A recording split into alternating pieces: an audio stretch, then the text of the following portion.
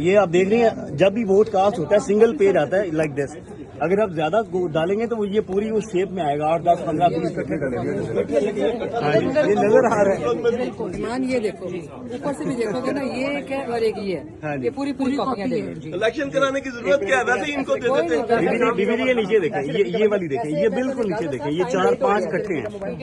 ये कैंडिडेट है ना, नाम ही लेंदी मूसा, नाम बड़ा अजीम ना है, ਉਹਦਾ नाम लेंदे भी शर्म आती कि आप इलेक्शन में दांडी की बुनियाद रख चुके हैं, हमें वो दिखाएं। सुबह फॉर्म 45 जो है ना वो आरोन फोन करो। मुझे आप फॉर्म 45 क्यों आपने साइन करवाया? अच्छा बात सुन रहे हैं ना, आपने साइन आपने भी किए, अब मुझे फॉर्म 45 दिखाएं।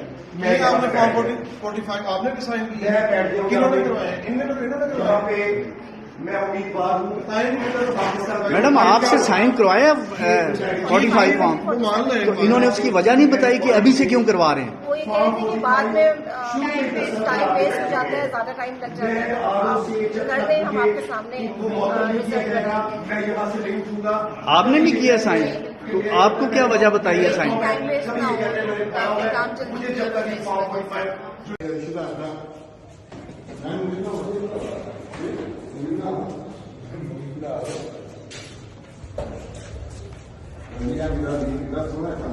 देखो कितना